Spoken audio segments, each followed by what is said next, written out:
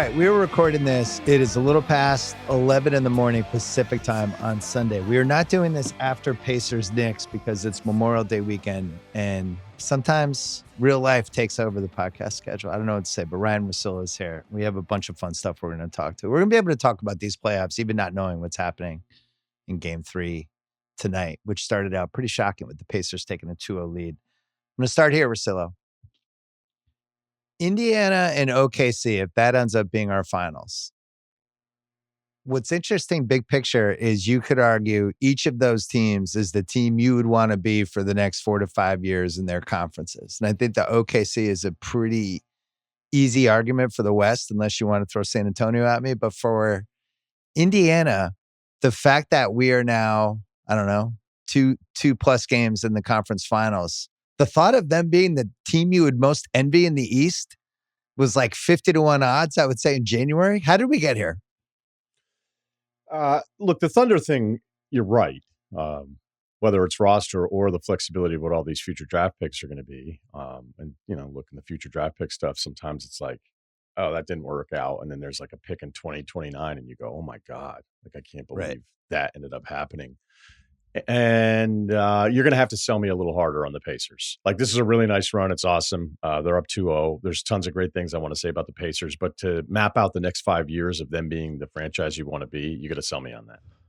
Well, so let's go this way first. Who would you rather be in the East?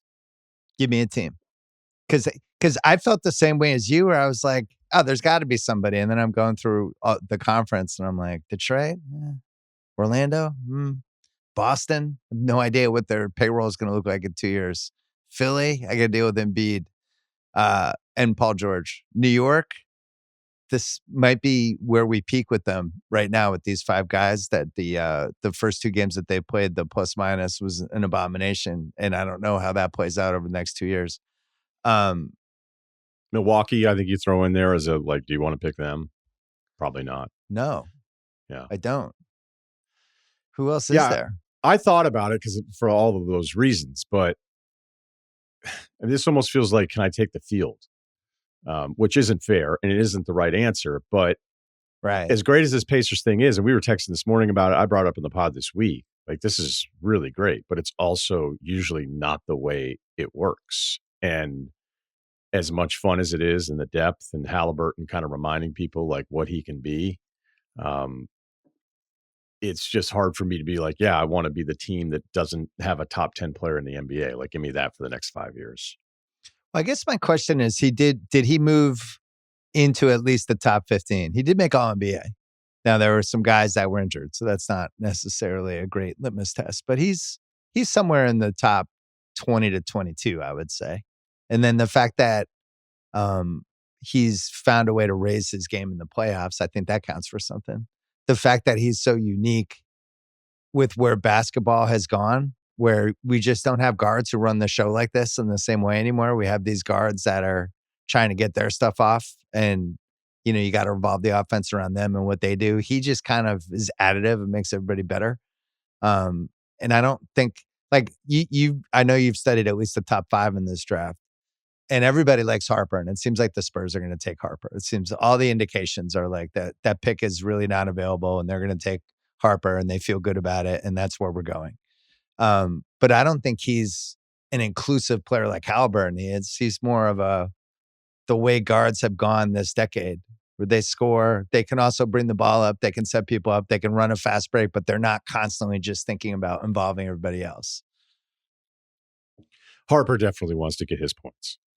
So right. Like, if we were doing I'm not really ready for it, but if we were doing a draft conversation, like, the craziest thing about some of these picks is you go, all right, even if you love Harper and you should draft based on talent, you shouldn't be drafting on fit, especially when you don't really know who you are. But you're like, how do you play Harper off of De'Aaron Fox? Like, it's, especially if you think like San Antonio with a healthy Wembanyama is going to be a real player in the West. And then, you think about Ace Bailey standing around watching those other guys, and look, he got used to standing around because he watched Harper and played with him.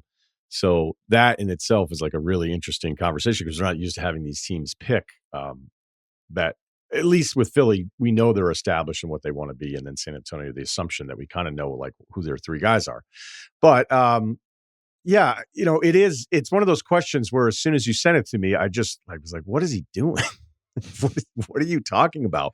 But when you run through all the known versus unknown, if the Pacers are your answer, you're like, okay, that's the known. But there's also the Turner part of it that you're always bringing up, and that this group does not pay the luxury tax. And Turner, is going to be whatever you think of him.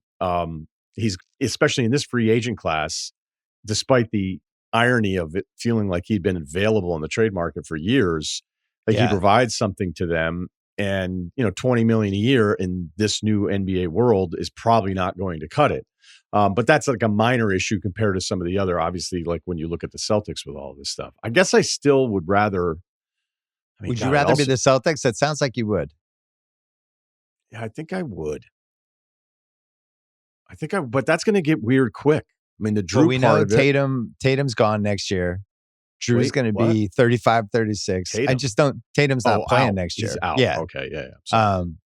Jalen's going to be at $60 million.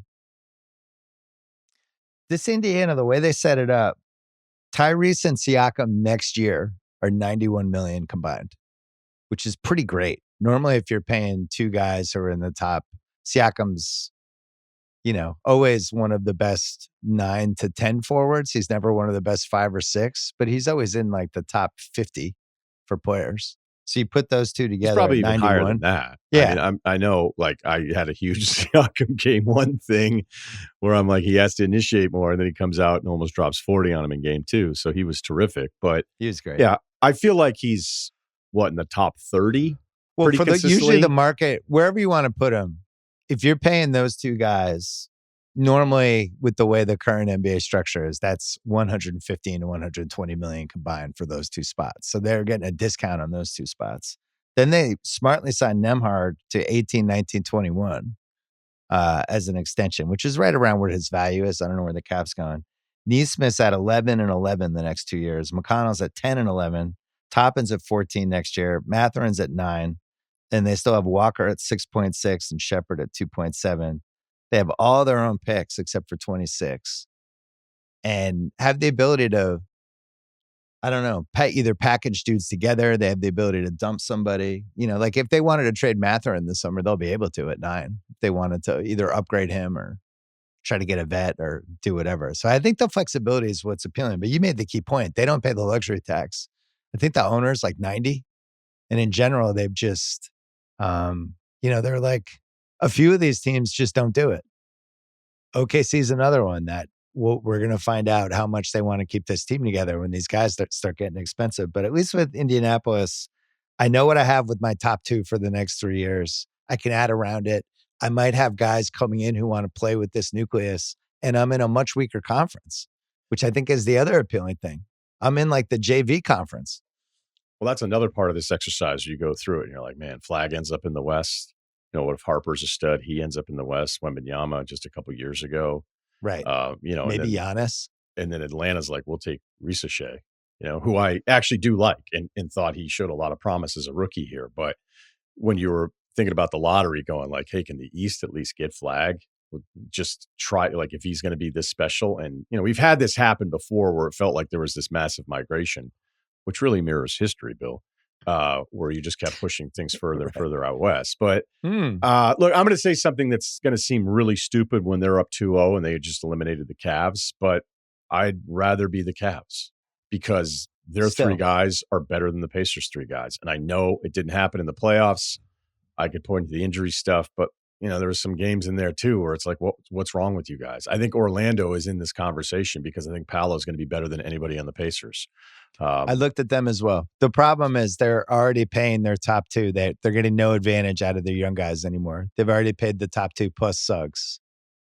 So they're kind of all in with the team they have, and it's hard to move around the margins for them. But there's definitely a case for them. But this feels like one of those exercises where day of, like any other answer seems like I just named the team they got rid of in 5 games. I mean, that seems on its surface like I a don't really feel good stupid way to about look at it. anyone in the East. That was why I thought this was so interesting to talk about. It seems so improbable to me that Indiana would be the team you would land on, but it probably is the most stable with the most flexibility of all of these teams. Even Orlando, we talked about, like, I don't know how you make that team better. Your nucleus is what it is unless you either trade Franz or Paolo, and they're not trading Paolo. But that's going to be kind of their team, and the thing that they need is for Black to hit. Right. Well, Suggs being healthy, and honestly, like at some point you're going, should I give this guy an MVP vote? Because it's like, is he like they're just not going to be able to play offense now anymore? Right. And I think they got some. Look, I don't think they were the best offensive team. This has been 2 years of this, but I think, got into some really bad habits offensively here with this whole thing. I'm more open to it than when you first suggested. I think another thing in the Pacers' favor, if you were going to go ahead and pick them. And it just still feels like if you're picking the Pacers, you're kind of going like, all right, I guess it's I'll a pick recency the bias picks, but they did make conference finals 2 years in a row. That's not nothing. That's exactly it. Is that this is now year 2. This isn't Atlanta getting to the Eastern Conference Finals. This isn't Dame and that Portland team, whereas Dallas, when they got there with Luka in 22, you were like, is this real? And then it's, they're in the finals 2 years later. And here are the Pacers back-to-back years, just, getting through the East in a way where you were like, I don't know that I've ever thought about you this way during the regular season. Like if they were really this good, why were they not up there competing for 60 wins with some of these other teams? So the counter to that was the last 2/3 of this season, they were on that pace. They started out bad for a bunch of reasons, but last 2/3 of the season, that's why we kept talking about them. We're like, if you go by last 50 games, last 55, whatever it was, like they're playing at the same level as all these other teams. And the odds, I remember we were talking, they were 28-1 to win the East. And the odds didn't really reflect what the last 50 games of the season were, which kind of happened last year with Dallas too. I think Cleveland I had on my list. Boston's a really interesting one because, first of all, it depends on what they're going to be able to do this summer. And I think they have to get under that second apron because of the repeater tax and all the money it saves. It just sets them up for the 2 years after that. But what they have to give up to be able to do that. And then when do we get Tatum? I've heard a variety of things about that, especially like how fast he got the surgery. And there's stuff going around that he might be able to come back in February, March because he got the surgery so fast. But who knows? That Achilles thing seems like it could go as long as a year and a half. And if you're following the Durant model, who's the most successful example of coming back, Durant was a year and a half. So if you're just doing that and you're like, look, next year's a wipeout, they wipe out next year, get under the apron, and then they just try to reset around Tatum and Brown and Derek White. And, then they're still in good shape for this conversation too. I think your instincts on Cleveland, because there's some fixes for them. Right. And you could talk yourself into Garland. He was hurt. He was such a huge part of what they did. Indiana caught them by surprise. Bad style for them. They lost one of the flukiest games in the history of the playoffs, except for the other 2 fluky games that Indiana won. You could talk yourself into, wow, that was stupid. Let's not overreact, which I think should be the answer for them. But at the same time, I still feel like they're going to make a move this summer. Don't you? I don't feel like Cleveland runs it back. I don't know. I always feel like everybody just runs it back. Really? Man, I feel like everybody gets. I feel like everybody always makes a move when the playoffs don't. You do? Yeah, even the Celtics. Think about the last couple of years. Like they made a move after every year, starting 22, 23, 20. They always did something. But they didn't really do anything last year because they won. They weren't giving up anything, though. They gave up a first-round pick in the Derek White deal. They gave up Brogdon and Robert Williams in the Drew deal. They gave up Marcus Smart. Smart was a big trade. That was a pretty polarizing trade at the time. People were surprised. Now it seems like a no-brainer. Yeah, I think fans in the media were like, I think the Marcus Smart stuff was pretty predictable. even though the fans and the media kind of was like, I can't believe, they'd be getting rid of this guy. So we're I not was talking thinking about Jared trading. Allen for Cleveland would be the one that wouldn't shock me.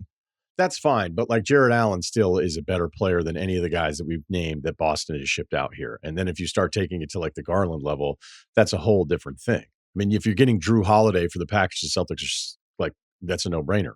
The only thing with Porzingis was talent-wise and how it allowed them to be different made a lot of sense. But you knew that for him to opt in to do the trade and then to give him the extension, you're like, that dude gets hurt a lot. And he's missed 65 games with the Celtics. And do they win last year without him? Probably. I know he's had some nice moments. And then, of course, you have the end of this year where, watching this Pacers-Knicks thing, you're just going like Porzingis killed. I mean, there's a bunch of things went wrong for the Celtics, and I don't want to recap that series again with you. But you're just like having, here's the Pacers trying to survive with Turner, and then Tony Bradley's playing now because Thomas Bryant is just not a solution. And then they had the hand thing. And that's like, man, Tony Bradley's out there running around for a few minutes and you're up in this series. A Knicks team that just destroyed Boston around the paint and just was the more physical and just the bigger basketball team throughout all this. It feels like an answer. Like I'm not sitting here saying like you're crazy, because the more you think about it, the less crazy it is. I would push back on like if you go from January 1st to February 1st that the Pacers are playing at the same level as other top teams. Net rating wise, it isn't. Like those other teams were just far superior statistical profile teams than what the Pacers were. But it does feel like I don't know if I go far superior because they were in the top 5 or 6 for the last 50 plus games. I don't know. I mean, I've got it up in front of me now. OKC was plus OKC, 13. Boston, Cleveland were was above 8. Everybody. Cleveland was plus 8. Clippers are plus 7. Indiana were like plus 5.5. Yeah, great call. Yeah. Plus 5.5. 34-14 in the last 48. I think you undersold Marcus Smart a little, just because how we felt about the trade versus I think what his actual value was. I think people really thought he had value when they traded him. That's why they got 2 first-round picks for him. They got 2 first-round picks plus Porzingis for Marcus Smart. So he had to have real value. And I think Jared Allen will have real value if Cleveland decides, actually, our move might be. Let's do it then. I mean, do you think open market, like Marcus Smart a couple years, Jared Allen right now, it's the same demand? Porzingis, the equivalent of Porzingis and 2 firsts for Jared Allen. I mean, the best thing with him is I think he's 20 and 20, and then he goes up to 30, 30, 30. So it's a 5-year commitment to him. And there's a lot of teams that need a center. I think Gafford's going to be in demand too. I think both of those guys, if Dallas tries to trade Gafford, I think he's going to have real value because we just see it every year. These teams, like the Lakers, that killed them, that they had to couldn't play Jackson Hayes. Going down the line, like Milwaukee couldn't find any center to play because Lopez finally got old. Yeah, I think. Let me ask it. I have Allen circled as a guy that I think could move this summer. That's fine. The Allen part of it. I guess I was thinking of some of the more aggressive stuff that we've tossed around with Cleveland. But yeah, like Garland. I just think the default is, and we've already done this, but the Cavs going, hey, look, we didn't have Mobley game 2, whatever. Like that's usually, I think, what teams do. Like if you talk to teams, you'd be like, hey, what went wrong? And they'll paint the picture of like the things that wouldn't be repeated the next time around. The problem is you have the Mitchell history and never getting out of the second round. Like I thought they'd figured some stuff out where other playoff years, I'd look at them after the series is over and go, do they have like just real fundamental problems? And I don't know that I feel that same way about them, even if history tells you they're the exact same team. But again, they were just so good in the regular season. I don't know that I'd be in a hurry to like, it's one thing if there's a trade that presents itself where you feel like, hey, talent-wise, we're at the same level and maybe we're a little more malleable in the playoffs. And maybe it just allows Mobley to turn into this whole deal. But then I think you almost would need a center again instead of just running Mobley out there for like 36 minutes a night playing center, especially with how big the league is and how, these teams are going back to playing a real center and a power forward. The thing that I would get back to like 20 minutes later here is is this the kind of answer where a year or 2 years from now, you're like, holy shit, like we even asked that question? Because it does feel a little like that. Well, remember you could have gone after every single year we've had for the last 5 or 6. And there was 2 teams we felt awesome about. And then that was kind of the peak for us feeling awesome about them. I would say Dallas last year was a good example. Yeah, but Dallas they did that. Dallas looked really set. Yeah, and by the way, like if everybody had been healthy, like in a full year with all those guys, and like I thought they were going to be a really good team in the West again this year if they were ready to go in the playoffs. You would have picked them as top 5 team you'd want to be last summer. Yeah, no Luka question. Alone makes you say that. I think Denver after the summer of 23, no question. And then even after last summer, you still would have said it. And now this summer, you're wondering what the hell they're going to do because the league has shifted and you need 7, 8 guys realistically. They have 4. So what do they do? 4.5, depending on what they get from Porter. But then going back even further, like think about that Bucks Suns finals. Like, oh man, these teams are set. Suns look great. And then within 2 years, that Suns thing completely fell apart. Let me ask you it this way. If you got the phone call and it was the owner of the Cavs, the owner of the Pacers, and the owner of, well, we can't even put the Celtics in here. I don't think you Orlando. Can. It's too much money. No, and you'd be too emotional about it. You'd be like, hold on, I got to sit down first.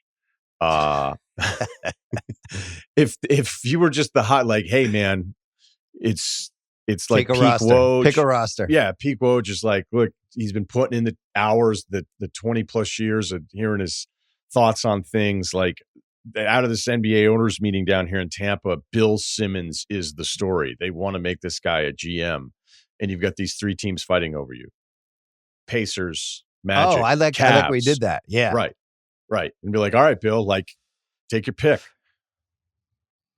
I think I'd want Indiana. I think I'd have I think I would. I think the Cleveland piece, there's the amount of money you have to shell out for the team they have with all this apron stuff, I think is really prohibitive. Orlando, I really would have to study Orlando because I would have, those 3 guys would have to be my guys. I think with the Cleveland part, that's interesting is you have outs all over the place. I could trade Garland. I could trade Allen, and I could trade Mobley. Like I have 3 guys that I know have real value that I can turn into multiple pieces if I have to. Whereas Indiana, I probably have less outs to blow stuff up. Cleveland also has who's no the picks. Third best player on the Pacers? I don't know.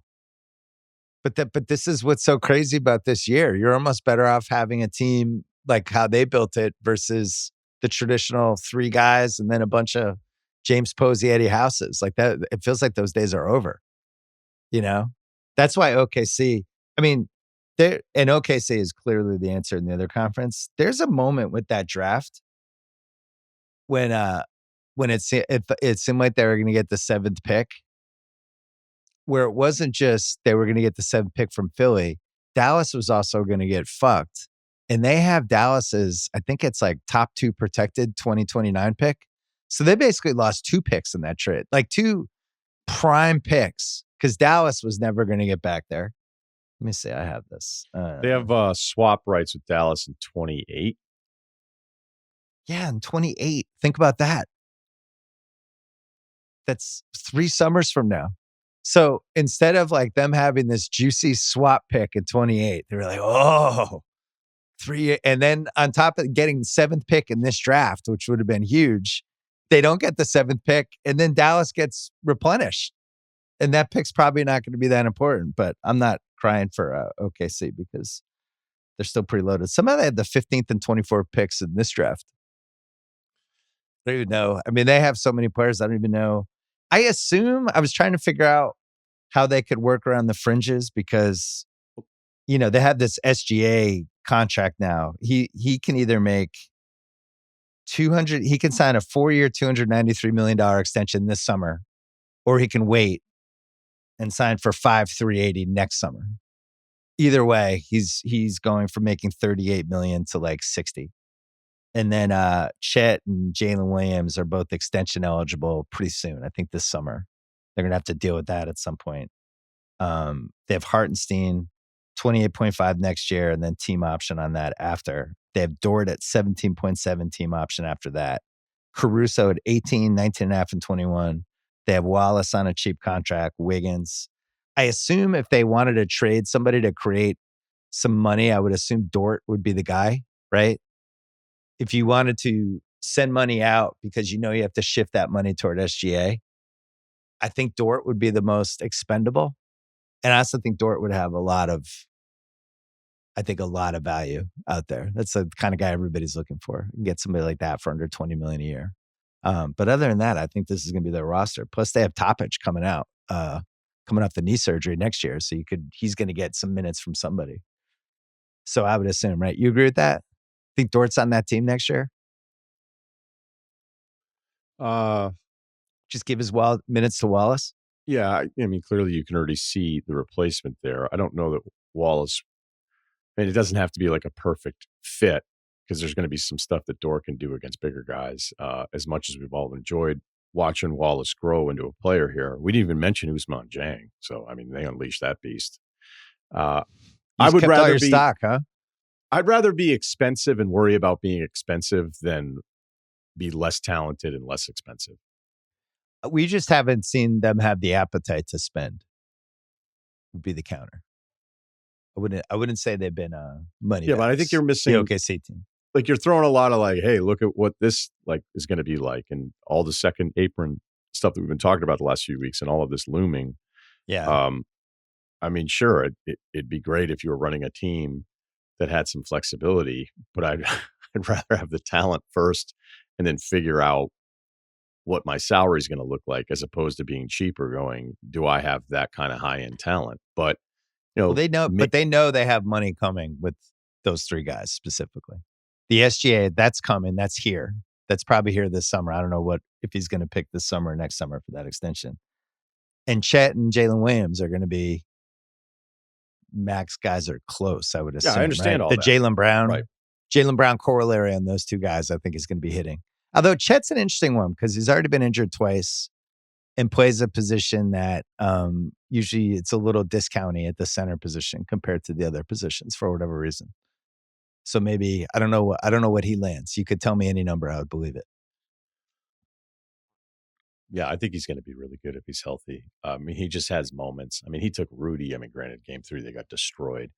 Like he had a play where like Rudy was on him, and I mean he worked him like he was a point guard. Yeah, and I went, holy shit! Like he has these moments where, more touches on a weaker team would probably mean his profile was even higher. But there's just in the course of the way this team works, I mean, he's rarely going to be the first guy they're looking at unless the play is run for him. But that just doesn't happen very often. I'll tell you the same thing that I've said throughout all of this. Like if the Pacers end up in the finals, who knows what happens there. OKC, who was a great shooting team, the kind of, I don't know if like Thunder fans understand this, but I was going through their shooting numbers, and it really doesn't have anything to do with getting their ass kicked in game 3, but they're just not shooting the ball well at all. And Denver made that game. Yeah, Denver made that gamble.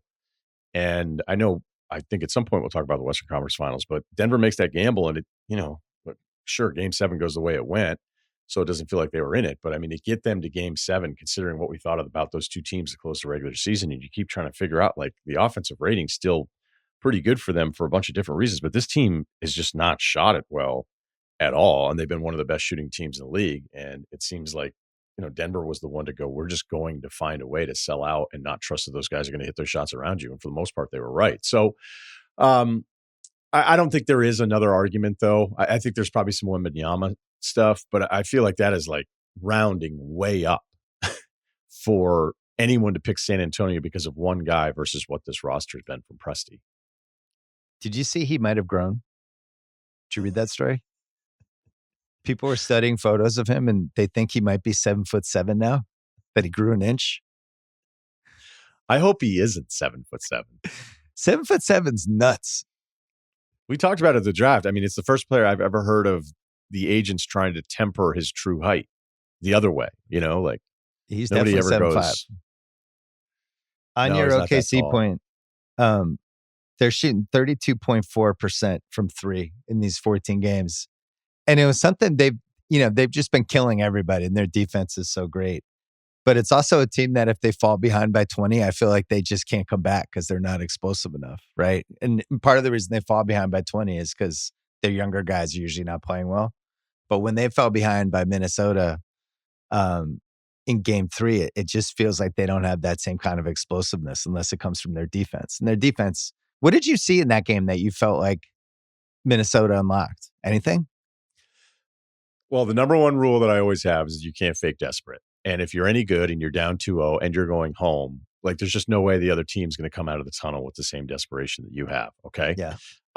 Game 2, Finch and the staff threw the kitchen sink defensively at OKC. And Finch talked about like going back and watching the Denver series, because if there was one concept in the Denver series, it was like once they got settled into that zone, they're like, look, if we can at least stop the first thing that they want to do, which is SGA coming downhill at the top of the key.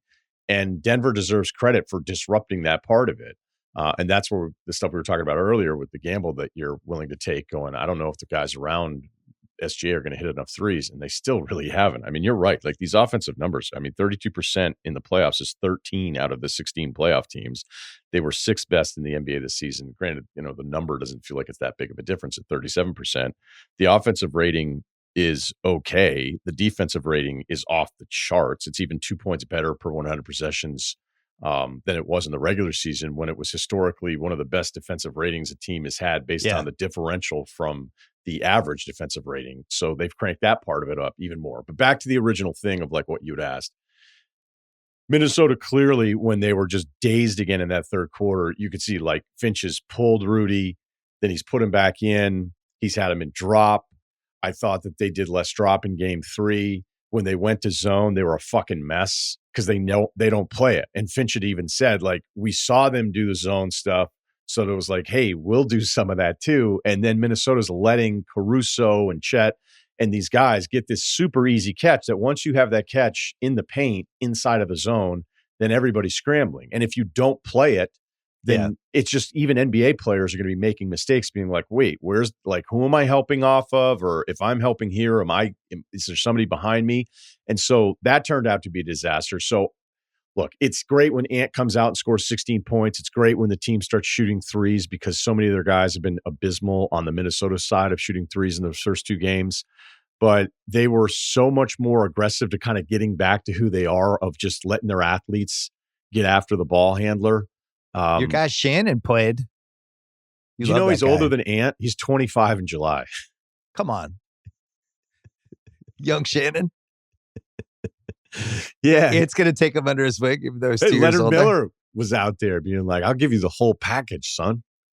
Well, it sounds like yesterday they were just like, we need more athletes out there. Shannon, go out there, be an athlete. I mean, the score was so one-sided that I don't know like any of the tactical stuff necessarily matter. But like game 2, I thought was defensive desperation. And I don't even mean that as a criticism, Bill. It's like, all right, we got to figure something out. Like you could see at the very beginning of this series, SGA is like, oh shit, I get to drive again. Yeah. And it was like, all right, this is finally, like, this is who I've been for 6 months. I mean, does that make sense to you that, I mean, we could talk tactics and all that stuff, but when you're down 20 like that, I don't know if we'll see that zone again, but I thought they were trying everything in game 2 and it was just a mess. I agree.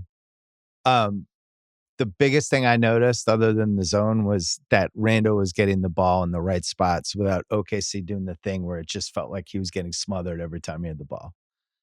And this is the part I don't understand with OKC, because we saw in the Denver series too. There were games where it felt like Jokic was doing every single thing he wanted from all the spots on the floor he wanted to do it. And then there were other games that just felt like he was in a tsunami. And if OKC is not playing with that tsunami defense, at least for Randall, it's great. And I just felt like he was physical and impactful in a way that in game 2, it was like, is he going to be playable anymore? He's just had 3 awful halves. He was really good in the first half of game 1 and then just disappeared after that. So they unlocked him. They were able to at least survive with Gobert out there, which in fact that felt iffy in the first, especially in the second game. Isn't Gobert crazy? Because it's like certain nights you just go, oh, thank God he's out there. You know, he's deterring some of these drives. And then other times you just go like, and I think you've seen that from Finch throughout the playoffs. I mean, even going back to the Lakers series, there'll be these stretches. And I think that's kind of what playoff basketball is that the same thing can look like a completely different product 48 hours later. But Rudy has had moments where it's like, thank God for Rudy. And then other times you're like, all right, Finch is going to get him out of there. Then he had one possession where I saw like he tried to go small. And then I think it was game 2, and Finch was just so frustrated. I think he put Rudy right back in the game because he was like, all right, whatever. Like, it was like such a bad defensive possession. Do you have anything like? Is there any part of you with OKC as we looked at this Final Four being like this is their title to lose? Is there any resetting for you at all with that kind of result in Game 3? I'm going to answer that question after the break. This episode is brought to you by Michelob Ultra. We all have our routines during the playoffs. I'm the same man who once wore the same t-shirt every single day during the 2003 baseball playoffs. I am the same person who will tell my wife to come into the room when I need a team to win because she's good luck during the NBA playoffs. These are things that happen. Well, Michelob Ultra, a great addition to any game time routine. It is a superior light beer. It's really great. And they're getting fans closer to the game with exclusive prizes, including courtside seats to see your favorite team play, signed memorabilia, lots more. Enter for your chance to win at MichelobUltra.com/courtside. Michelob Ultra Superior Access Courtside 2024 to 2025 sweepstakes. No purchase necessary. Open to U.S. residents 21 or older. Ends on July 1st, 2025. Multiple entry periods. Visit MichelobUltra.com/superior access/courtside for free entry, entry deadlines, and official rules. Message and data rates may apply. Void where prohibited.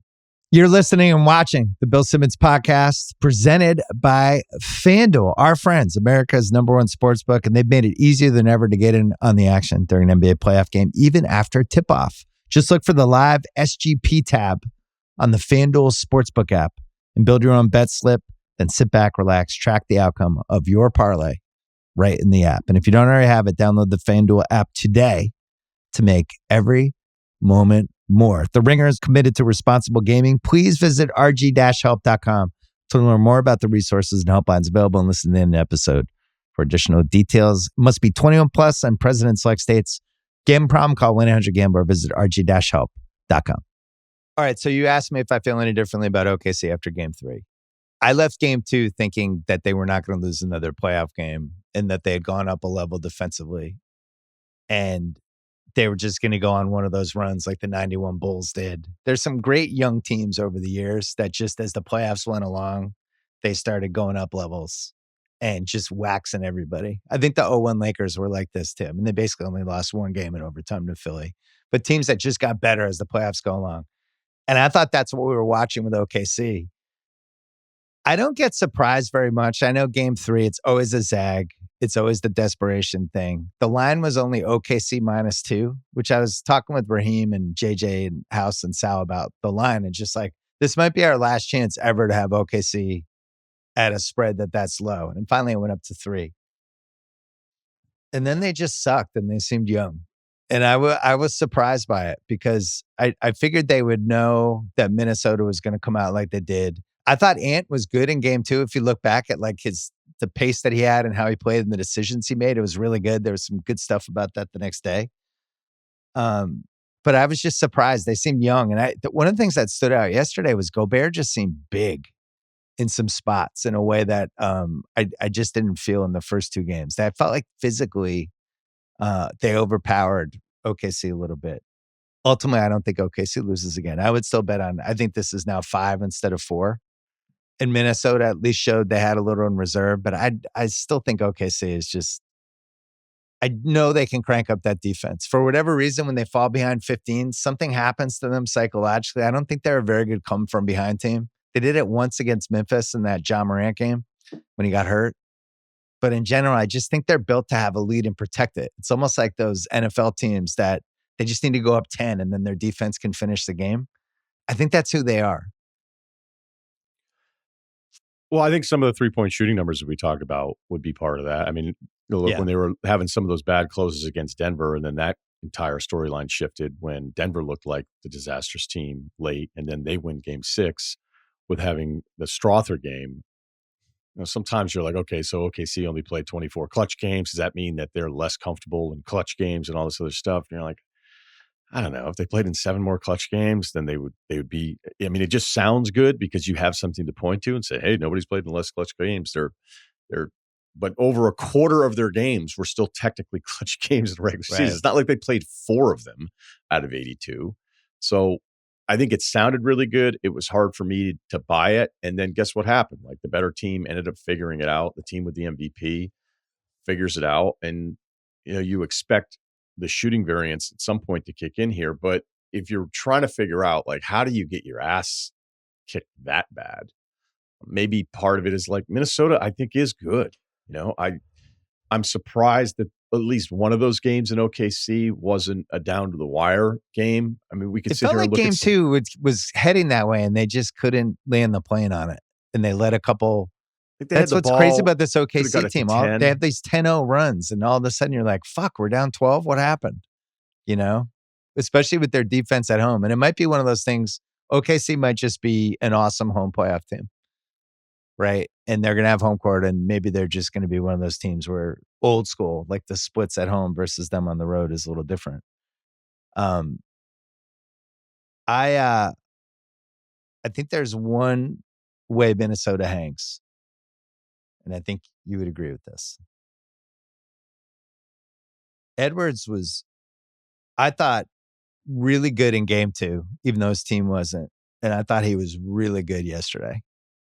And maybe that's the roadmap for them. I thought he was patient. I really felt like he was trying to solve what they were doing. They were throwing all kinds of dudes in him, and he was handling it. And I just was really impressed. I thought it was a sophisticated game.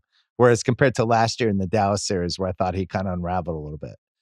The more Dallas threw at him, I thought he had trouble handling it. And in those last two games, I didn't.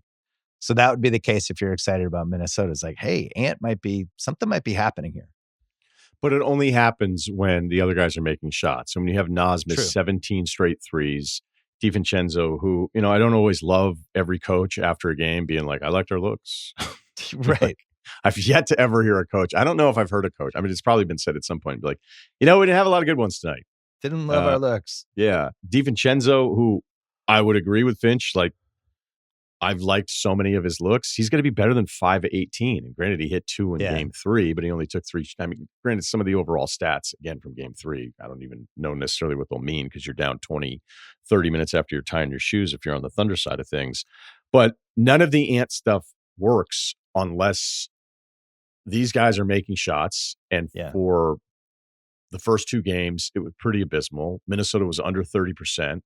And then I think the other part is kind of the Randall, it's getting close to midnight conversation of, if you look at who he was in those first 2 series and you go on any metric you want to look at and who he has been throughout his career in the playoffs, and like it just ends up being part of the national broadcast. I know they have access to this guys, and it's like, people doubted this guy to play. Like, well, no shit, we doubted him in the playoffs. Like, give me the evidence that told me I was supposed to be psyched about it. And he played great. And his matchups, he was like, when he got LeBron on him, seeing it live and then seeing it on TV, he was shocking. Like, let's go. It was shocking. Draymond, very honest, which is sometimes like surprising. And he talked about how much Siakam had eaten him up and how much Randall, had taken him out in his matchup. But granted, I think Draymond in that series against Minnesota was tasked with doing a ton of stuff. So I don't look at Draymond's defensive run through the playoffs against Houston and Minnesota, and I'm not sitting here upset because I think he was asked to do a ton of stuff and for the most part battle. But you look at it and you're like, holy, do you realize like how special Randall has been through these 10 games? And it's like, okay, well now you get OKC, and it's not just the primary defender. It's all of that other stuff that's happening. And immediately, like the start of game 1, it's like, hey, this back down turn dribble thing that takes a little while for you to set up. So Randall not being that secondary on-ball creator and getting benched in game 2, which is all you need to know. Like, hey, I wonder how they feel about him. Well, he played 32 of the first 36 minutes, and now he's not going to play any of the fourth quarter. They had it to 103.90. And did you see the social clip when he was telling his family to leave with like 6 minutes left in game 2? I thought that was weird. It was like Finch told him, we're going to make a run without you. Don't get mad. I need you for game 3. It looked weird. I'll admit my first instinct now on any social clip is that I don't believe that is the thing that's being told me. I think, by the way, right, that's a great first instinct. The first when you thing get the press conference clips where they're just like doctoring the audio out of the guy's mouth, and you're like, wait, that guy said that? Right. And then you realize, they did AI with this.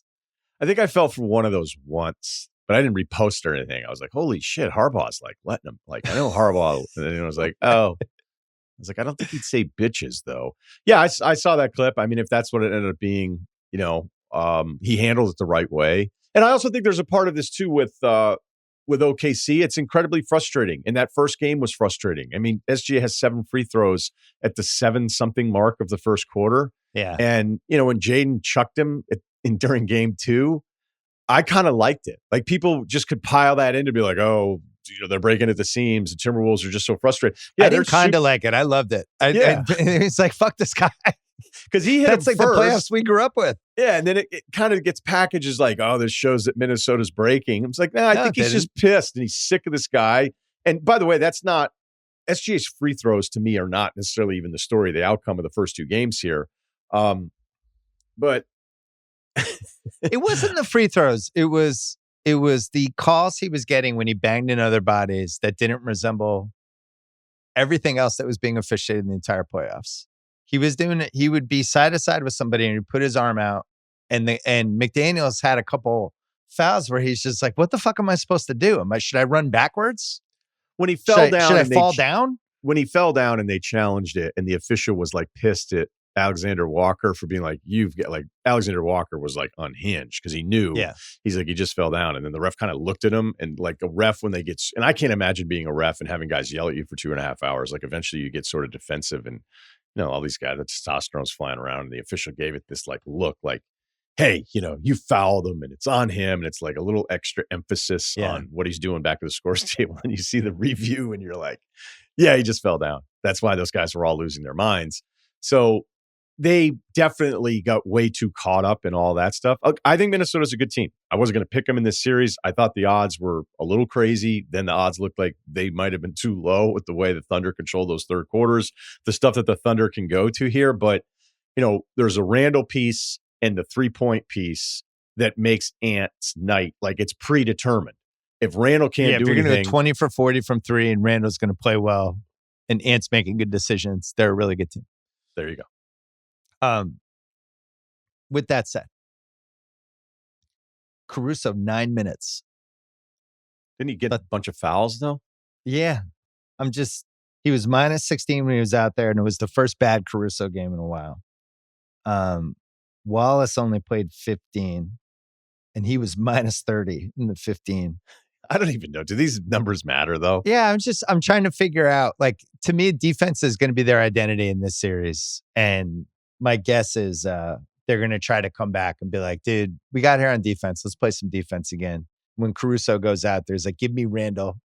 That guy's not doing that again. He takes him. They'll throw dudes at Edwards, just try to make him give up the ball. And they're going to see if Minnesota can go 20 for 40 from 3 again, would be the strategy. I still like OKC in 5. Yeah, look, the Caruso foul game was game 2. I just don't know what any of the stats will mean from any of the guys. And then, they were talking about it because I was watching the broadcast a little bit with game 3 with Ruocco, Legs, and our guy Kirk Goldsberry. Yeah, and I watched some of that too. It was delayed by 2 seconds, so that I'd like to get as live as possible. So I ended up going back. The 2 Legs seconds is having a big year. big Legs year. He's been great. Can you give me an actor equivalent of like 20 years later? It's like, man, we appreciate this guy. Yeah, maybe it's kind of the surroundings. Yeah, because if you're in a neighborhood where you have one of like many good restaurants in the neighborhood and then you're one of the only ones left, and it's like, man, the food in this place is great. Might be one of those. Yeah, but Travolta, I think he's great. I'm trying to do a Travolta here for you. Travolta's peaks were higher than earlier's Legs' peaks. So Travolta just went away, and it was the Travolta comeback cannot be compared. It's not. Yeah, he was literally 6 feet under in the ground and came back. But he had these peaks. I don't think there's a Saturday Night Fever for Legs. What I'm trying to think of is the actor who has been around forever, and then later on, I mean, you can't it's even like do Liam Neeson. Yeah, but I don't know. I don't know about that. Tommy Lee Jones? No Country for Old Men? Is it No Country for Old Men for Legs? It might be. because he was around. But I mean, I think it felt like he was having a bit of a comeback with The Fugitive. Right. And then he had that run in the 90s. Then it dipped again. Then it came back. Where he played the same character for a decade. Legs is doing great. That might be it. No Country for Old Men. It's like you can build the whole thing around this guy. Did you not realize this? He's been here the whole time. Yeah. He's fucking awesome. Give him a giant monologue at the end. He's going to crush it. I was thinking, I don't know whether I would call this the sea change season or the something's different season. I mentioned this to you last week, and I was going through seasons that just feel like something has shifted. It was back to your Pacers point, right? Because if this is real, if this is normal, this is the way you want to build your team. This goes against anything we've ever accepted. Yeah, we've gone from it's better to have 9 than 3. That's pretty weird. But think all the things that happened this season. LeBron and Curry, feels like those eras are over. As like, if this is the best guy in your team, that doesn't mean you're even going to make the finals. Tatum goes down, and the Boston thing, which goes from 2016 to this year, now feels like it's in flux. The Luka trade, which was the biggest trade in the history of the league. Cooper Flag to Dallas, and OKC has arrived. And San Antonio feels like they're reloading. And it just feels like, the seesaw just went like this. The last time I was looking through all the seasons, trying to think when I felt like that with a season, 2016, when Cleveland beat Golden State had beaten OKC, and then the weird salary cap thing, and Durant just went to the Warriors. And we were like, oh, it just felt like a shift.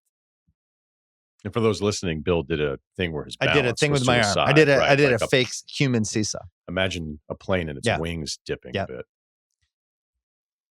2010-11 season, right after the decision in Miami, and the lockout was coming, and it felt like the Celtics and Lakers had kind of run their course. We were in the tail end of Kobe and Gasol. That felt like that was not going to the best place. KG, Pierce, Ray, that felt like that might be getting creaky. OKC was coming with Durant and those guys. And we had all those awesome drafts in a row in 07, 08, 09, where just all these young players are coming to the league. And it was like, I don't know what's happening, but something's happening. And by the way, we might not have basketball season next year. So it was just like, we're on edge. And then the only other one I can think of was after MJ's, he wins his last title, and we immediately go into the lockout. And Kobe and Duncan are coming, and the league's about to shift that way. And it seems like it's going to be Kobe, Duncan, Grant Hill. MJ's gone. We have this lockout. The salaries are super weird. They're trying to get rid of these 3-year contracts for you're in the league 3 years, then you can sign for $100 million. And it just felt like everything was fucked up. Those were the seasons in the last 25 plus years that you could just tell something had changed. And I think this season feels like that. So I wanted your take. I would put it in that class. If the Pacers win this whole thing. Well, that's like, right. Yeah, then we're getting canned goods.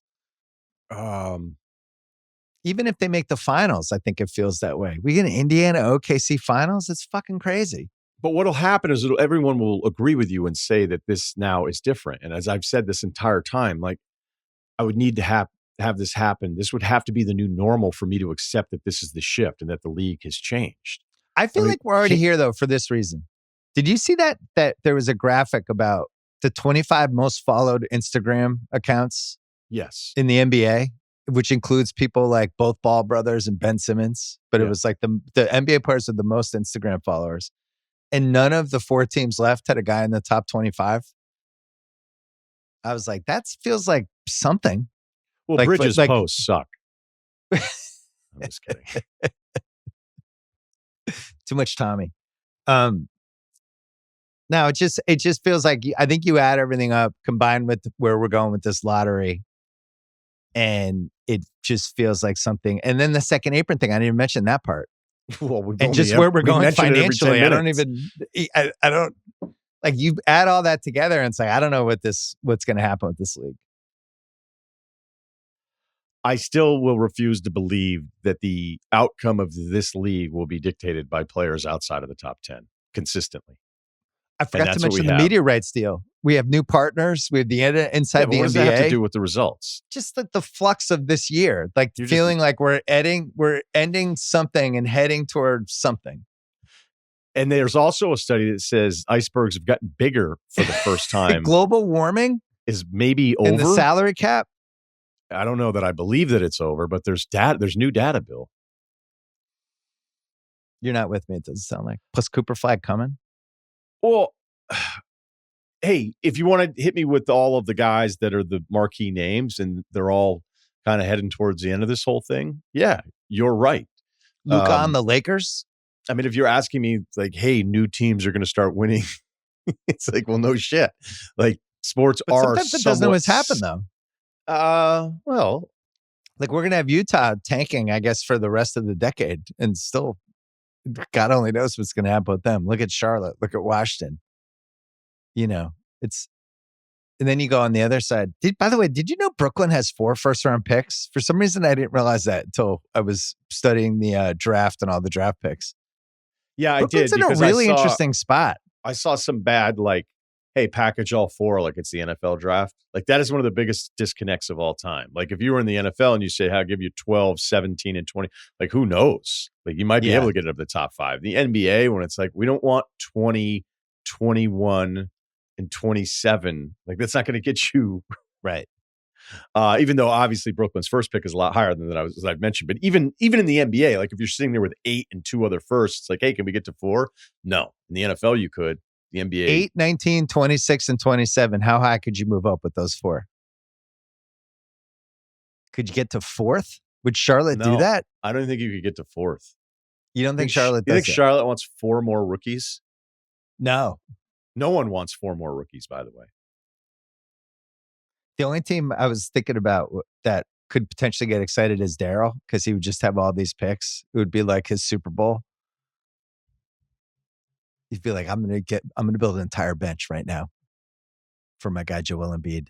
Yeah, but even the most confident GM isn't going to assume that he's going to hit on all 4 first-round picks. And then they're going to be rotational pieces for a team that, when Philly's healthy, has, Eastern Conference Finals aspirations, championship aspirations. Yeah.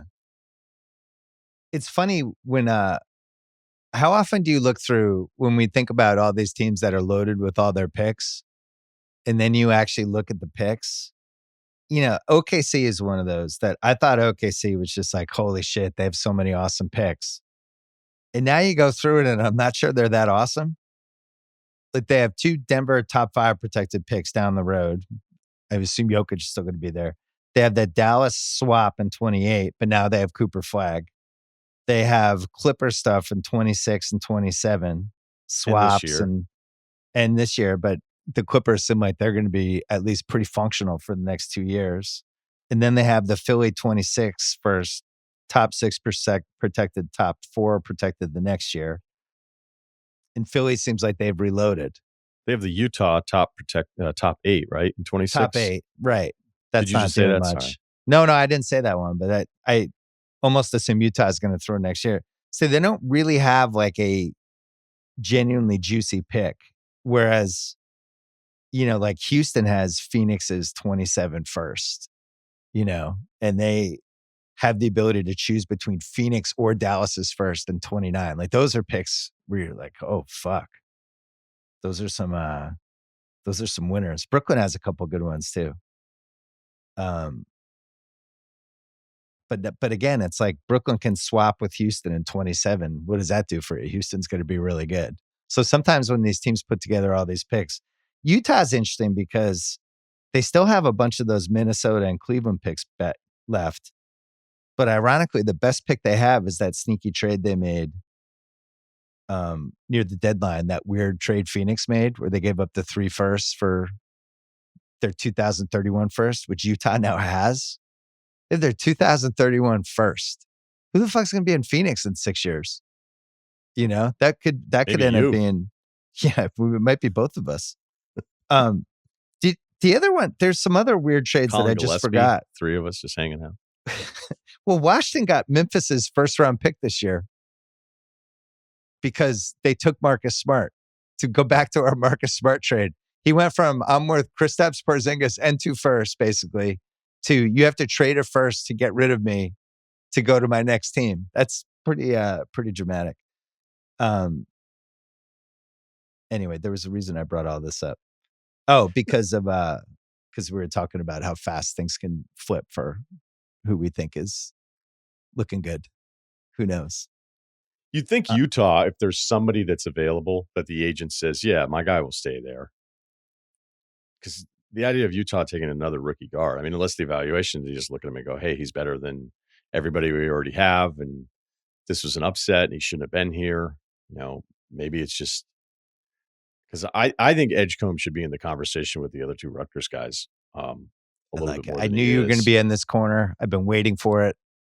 I need to do more work, but I am a little surprised that after the combine, whether during the combine or after, it's like, okay, well, clearly we know who number one is. And then it's Harper and then it's everybody else. And I'm like, I don't. Because as I said to you a week ago, I'm even though all indications is San Antonio's taking Harper, I don't know. Edgecombe seems like they're. I know they already have Castle. Like it'd be weird to have both of them, I guess. But I don't know. And Harper's shooting is better than his numbers. The reason his 3-point shooting percentage is way lower than you would want is because he takes some terrible shots, which a lot of really big time, high profile high school guys come in being like, I've got to take these to show that I'll take them. So Harper, I think, is going to be a better shooter than the numbers prove out. And he does so many really good things, like running the high pick and roll that you see all the time and all this stuff. And like, Castle's had a really nice year. And he certainly seems to have the mentality of like, you would think he's going to attack this as a competitor, that he's going to care, that he's going to love basketball. And he's going to be frustrated in those moments where he feels like he's not good enough. Like it was just everything, we're always trying to guess with any of these guys. But I don't feel like I see the same separation between Harper and Edgecombe that the draft conversation seems to be at right now. So I'm trying to remember, when was the last time that's happened? Where Tatum. In like April, May, we were like, oh no, here's going to be the top 4. And then something shifted as we got to mid-May, June. Oh no. Yeah. Tatum was like consensus mock third. I just thought at the time. No, but Tatum's a good. I think Tatum's the right example, though. Yeah, but everybody knew everyone's like Fultz is going first, right? And everybody knew Lonzo was going to the Lakers, so at least that was a little bit more accepted. It just, Ace Bailey, if he was better, is your number 2 guy. Like, isn't it more likely that he could drop versus go up? Like when I found out he was 6'7.5" and not 6'10", I thought that was a complete game changer. Okay, but remember, we're going off, and I hate the league did this, and I'm probably one of the few people that even cares about this. But no shoes? The no shoes thing, like Harper's listed at 6'6", and he measures 6'4.5" with no shoes. So now it's presented as this huge disappointment, or like, what the hell's going on with these college programs? Like, I think one year in lacrosse, one of my roommates just like, they were like, hey, what are you? And he was like 6'4", 230. And I didn't even think he was 6 feet. Yeah. And they just let him do it. So that's been going on in college for years and years. I mean, it's probably a little bit tighter when you're one of the top players in the high school circuit, and then you end up, at a D1 program. But Harper is listed at 6'6", and then he's 6'4.5". And so it's the same thing with Ace. It's like, oh, I thought this guy was 6'10". 6'10" from 6'7.5" is a little bit different, but it frustrates me because then you've just, I know the simple thing is like, well, hey, now they're just not in shoes, so factor that in. But then it gets relayed as if all these guys are just across the board comically shorter than all their listed heights. But like it's because Flag was another one. Yeah, well, it's because they used to let them, up until very recently, the official measurement was the measurement in shoes. So I think this is where we need a sports czar to really decide one way or the other with the measurements. Are we going shoes or no shoes? It's like when we talk about NFL seasons, are we saying they're the 2001 Pats or the 2002 Pats that won the Super Bowl? Is it the year the Super Bowl was played or the year we had the regular season? There's just some things we haven't figured out as a country. Well, maybe they were just we need some stability. Maybe it's a lot like the tariffs, Bill. It's like, you're going to have to take your medicine. Yeah. Okay. But trust us on this one. Yeah. Not a statement, not a position, just obviously the rationale behind it. And maybe the NBA is looking the same way. Like, well, if he's going to just start tariffing everybody, maybe we can start tariffing height. I think it would be most likely Ace Bailey falls out of the top 3. then stays in the top 3. And I still have Edgecombe, I think, climbing. Let's take a break. I want to talk about Haliburton. All right, Tyrese Haliburton. We're taping this before Game 3, so he might go 1 for 15 tonight with 12 turnovers. I was thinking they don't turn the ball over a lot. That's for sure. I was thinking he's the best what-if guy of this decade, considering all the teams and all the fan bases that can look at him and go, even Golden State, and there was no way Golden State was taking him at 2 during the COVID draft, which the COVID draft we'll be doing documentaries about because we had no March Madness and nobody could really work out. You're just doing Zoom interviews. Golden State knows Haliburton is absolutely perfect for them. And there's not quite enough of a resume to take a guy who's probably in the 7 to 9 range at number 2. It would have been really ballsy. That you would have had to absolutely love the guy. And they did try to trade back from what I heard, but nobody wanted to trade back because it was the COVID draft. Nobody. But here's a guy who I would assume Curry is the perfect Steve Kerr player, but Haliburton's probably a close second for how he sees the floor and how he loves the unconstructed chaos. So you have them. You have Detroit taking Killian Hayes over him. You have the Knicks. Now, this is a what if in both directions because they take Toppin over him, but it also leads to Brunson and all the good stuff that happens. So you're probably fine with how it worked out if you're a Knicks fan. Washington passes on him and takes our guy Avdia. Phoenix was the most indefensible, and we said this in the moment because they actually needed, to think long-term Haliburton and Booker together. They take Jalen Smith, who they waive after 2 years. And then San Antonio passes on him. So you have all of those teams before we get to Sacramento number 12.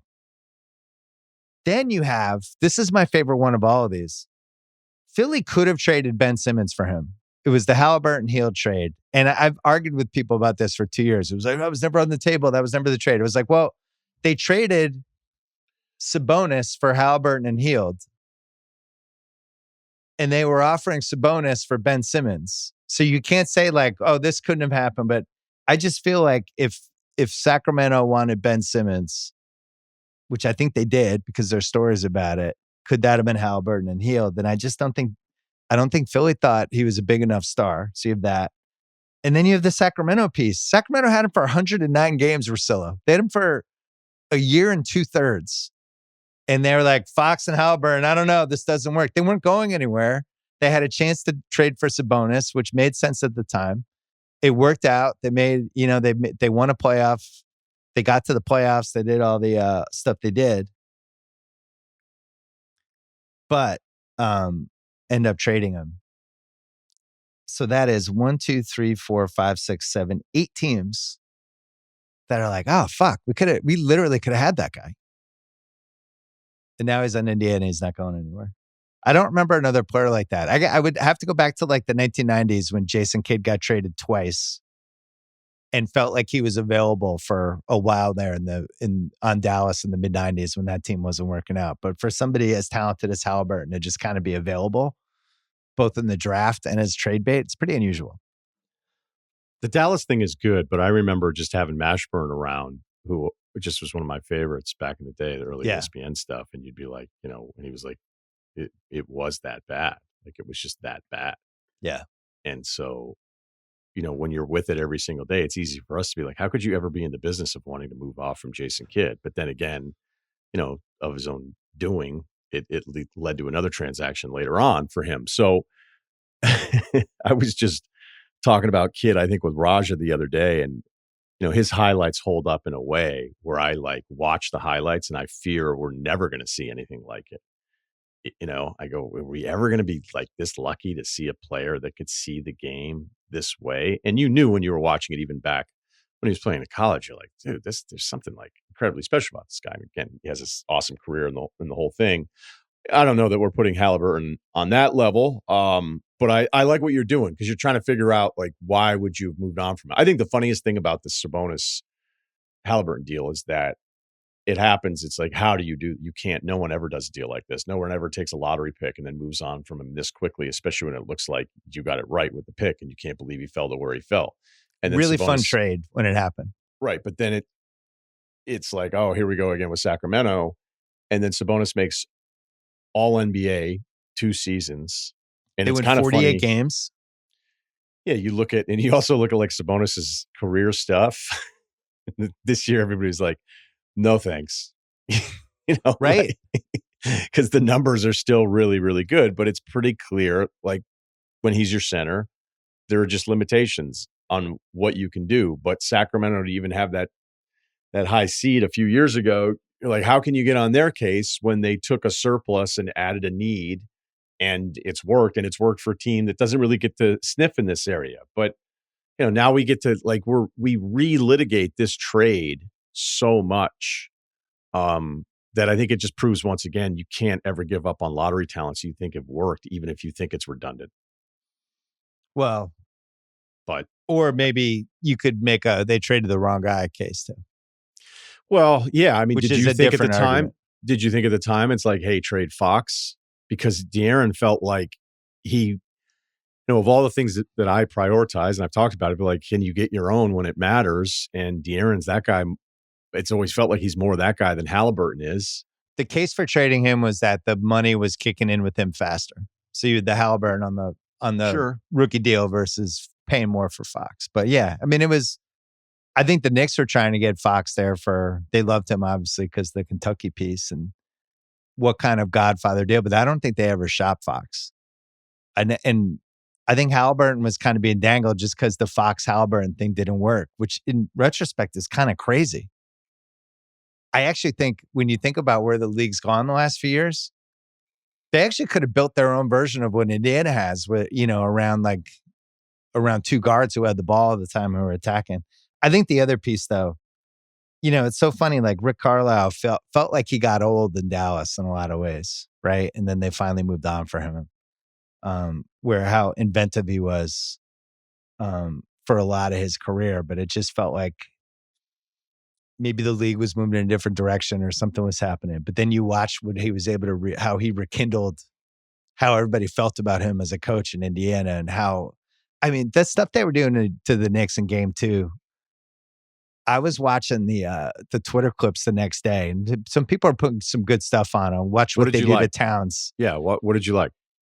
Just chaos. They push the pace, so they get a lot of one of the things the Celtics. I was watching it more from I was driving myself crazy about those first 2 Celtic games, which are moving up the ladder of all time worst losses. still healing from those first 2 games. The worst Celtics loss of my lifetime was 2010 Game 7 Finals. Game 422 is up there. I think when you lose a game that actually where you could have won the title and you didn't win because those have to be the highest. But I think the combo of those 2 games. It's really up there historically, like blowing 2 20-point games in a row. But part of the reason they blew it, and you're watching what Indiana's doing, they're pushing the pace. They're just trying to make Towns stagger around at the top of the key, not having any idea where he should be, or using Robinson. There was one awesome play where they ran the same play with McConnell twice in a row on the right side. And the first time Siakam stayed in the corner, and Robinson was kind of guarding him, but guarding the rim. And then the second time Siakam snuck up and got this wide open 3. Like they were using all the shit the Knicks are bad at against them. And he was doing the same stuff last year. Like they really went toe to toe with Boston in that Eastern Finals. And that series was way closer than I think it felt. It was the closest sweep I've ever watched. I never felt comfortable in any of the games. But anyway, I think he's figured out pace and chaos in a way that's really unusual for a league where everybody wants to know exactly what they're doing. Boston's the worst possible example of that. Let's walk it up. Let's play 1-4. Let's wait till 8 seconds. Come set a pick. We're going to hunt this one matchup. And I think the Knicks just got used to it. And they can't get used to whatever Indiana's doing. I hate talking about this before game 3, but that's what I noticed. I just felt like the Knicks were frazzled by Indiana. You know what I mean? I do. Look, you can just tell a lot based on sub patterns too, because in that fourth quarter there, he doesn't go back to Cat until it feels like they need his offense because he didn't. I think it was. I've got it somewhere here, but he was in at 225 when it was 110-101. So at that point, you figure he's coming in because they got to make up the 9 points somehow, and they're willing to give up. He was subbed out with 9 minutes to go. I thought the other great thing was that the Pacers won that start of the fourth quarter, because I thought in game one they were losing the game because of how bad they were when Brunson goes out with the foul trouble, and then it's a 10-0 run like that in 2 minutes ago. This is supposed to be, I mean, even would be a disappointment because Brunson is out in these minutes right now, and you may have just lost this game with OG getting a couple buckets. So if Tibbs is taking out Cat with 9 minutes to go in the fourth quarter, and they're not really making up any ground, and then he brings him back in at 225, he realizes how much of an issue Cat is. And I think you said something, because sometimes it is very straightforward. It's, let's get the switch on Cat, let's see what we have, let's attack.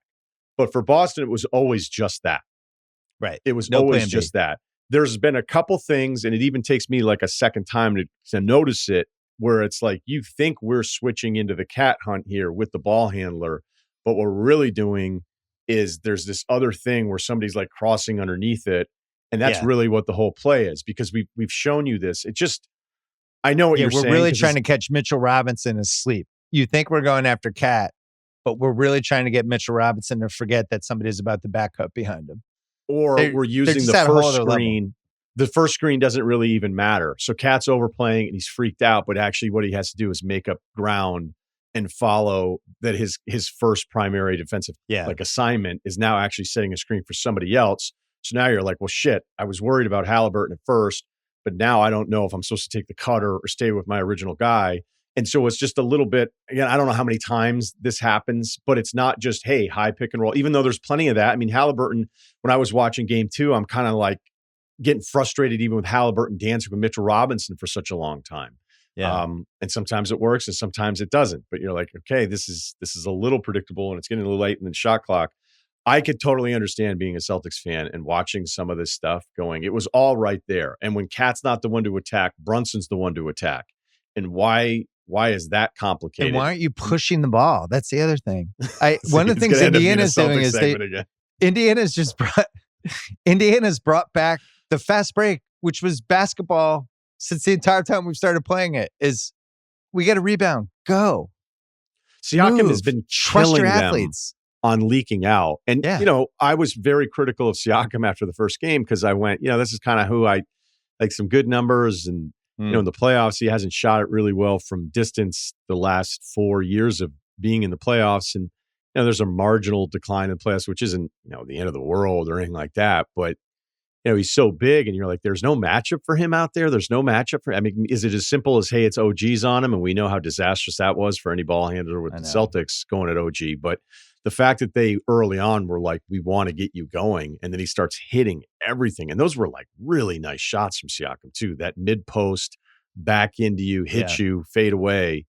But, you know, I wouldn't be shocked for New York matching, even though it's on the road, New York matching, you know, again, we don't know what's going to happen here tonight, but do you think there's this massive gap between these two teams? Because I do. I don't. I'd like to see more Bridges. I think it's interesting. And again, we're taping this before game 3. I think it's interesting that all those Detroit games were so close and that they were down 14 plus in the first 5 Knicks games. And that the bigger the sample size gets, they just don't have a lot of games. Like OKC, they sucked in game 3. OKC's had a lot of quarters and stretches and even entire games where they've just killed teams. And that's what would worry me the most if I was a Knicks fan. They're not having game 6 against Boston was the only time they like killed the team, right? And that was a team that had Porzingis in a borderline coma, no Tatum, et cetera, et cetera. Bridges is taking 17 shots per game. So maybe we have seen, every time with him, I feel like he finds a way to get space into a really great look. And nobody can figure out that weird 45-degree angle jump shot he has. He has goes into body the paint, control. He bends and nobody blocks it. I don't know what his testing would be on. I don't know if it would show up even in the 3-cone with him.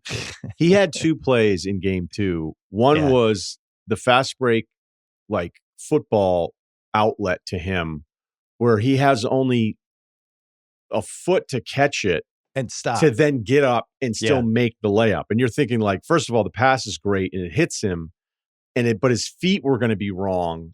And it was like, I've got to catch this and then get my feet right and then still go up and finish. And it was awesome. And then he had another play where he comes baseline, he turns, and it looks like anybody else's body would just like over rotate, like as if he was trying to like pull a trick on a snowboard. Yeah. And he gets turned, and I know there's other players that are athletic enough to do this stuff, but he gets turned where you'd think his body would keep going, and then it just kind of stops in midair because he has such great body control, so that he's able to get himself squared up and everything. And I don't know that. Look, when he's going to the side on those hard dribbles that we saw even in the last round, when he would have that huge fourth quarter moment in game 2, when he gets all that momentum going with his dribble to one side and then he's pulling up with his length and the way he's leaning, you're just not contesting that shot. So I know he's taking 17 shots a game here, and I'm saying, hey, more Bridges, but I don't like it when he gets through these stretches where it's he's just kind of stuck in the corner. I think we saw probably maybe too much of that in the regular season. Yeah. It was shocking to watch what he did to Derek White. I thought he was just able to score on him whenever he wanted, basically. Quick 2020 NBA redraft. Minnesota takes Edwards again. Right? We can pencil that one in. Golden State took Wiseman second. I just think they should have do stuck that to again. No, I don't think so. I think Wiseman is no longer the second pick, and I think it's Haliburton. I think they take him, and they're delighted by it. And then him and Steph Curry. This is quite an alternate universe. Charlotte had the third pick. They took LaMelo Ball. Tyrese Maxey still on the table. You think they take Tyrese Maxey or LaMelo Ball at the third pick? I think they would still take LaMelo. Really? Interesting. Over Tyrese Maxey. I know who I would prefer, but well, let's say we were the conciliaries for the pick. Who would we tell them to take? I would tell them to take Tyrese Maxey. That would be my suggestion. All right, we'll give him LaMelo Ball. So Chicago is at 4. They took Patrick Williams. I'm not sure they're running that one back. So you think they would take Maxey here? Yeah. All right. So LaMelo and Maxey are 3, 4 in some order here. If Maxey goes 3, I mean, you're not going to drop LaMelo below 4. LaMelo. I had LaMelo 4. I had Maxey 3 though. Cleveland's 5th. They took Isaac Okoro. Who'd you have for here? I had somebody written down. Well, or you want me to give you the name? No, I think I might take Jaden McDaniels or Bane. I have Bane. You'd rather have McDaniels than Bane? Normally, I'd rather have scoring than defense. I like where this is going. I do. I think whatever the end of this season is for Minnesota, it feels like a win on the development part of Jaden McDaniels, because he's never going to be the first or second option for this team. Yes, he gets stuck in the corner a lot. He may never really develop into a guy who we can run some stuff for him with the ball in his hands on the other side. But whereas like there's some players I go, that's never going to happen. And it's still like unlikely for Jaden. There's a lot I really like about him, even though Bane has just been a flamethrower since he stepped into the league. Bane would probably be more fun for you to work out with. Or it'd be he's in the depressing. Gym. He's in the gym a lot, it seems like. So he's almost, Bane is, I'm doing an age thing here. Bane is almost 27. Yeah. And Jaden is, he's 2 years younger. So for the people listening, if you don't remember, Bane ended up going 30. He got drafted by the Celtics and then traded. And this was one of the reasons the COVID draft is so legendary, because like, just look how we did the first 5. Number 1, number 12, number 21, number 3, and number 30 were the first 5. Atlanta's up next. So it sounds like you would have McDaniels or Bane, whoever's left over in this spot, which I agreed with. Yeah. Well, he went 28th, McDaniels. You know what my biggest criticism of McDaniels is? It has nothing to do with anything about him. I think he gets no respect from the referees, and I don't really understand it. And I've noticed it over and over again. He gets called for touch fouls that I don't feel like any other elite defender gets whistled for, and I don't really fully understand why. But you can kind of feel it too. Like I remember going to game 2 of the Lakers, and you're just like, oh, they're just going to foul him out of the game. I can see where this is going. First 2 OKC games, I felt like the whistle was not fair with him. And then in game 3, all of a sudden started getting a good whistle again. All right. So Atlanta, Jaden McDaniels. Detroit took Killian Hayes, number 7. I'm going to say they're not going to do that again. This is either Devin Vassell, Denny Avdia, or Aaron Nesmith were in that range. I think they're one of those 3. Who do you have? This is funny because I didn't think I'd spend my Sunday Memorial Day weekend going, who says no between Denny and Vassell? It's just an unexpected joy for you. People were like, what you get a lot of work this weekend. I was like, yeah, kind of. Like, you're going to have any fun? You're going to have any fun? And I was like, yeah. Right when we say goodbye at the end of this pod. Are you kidding?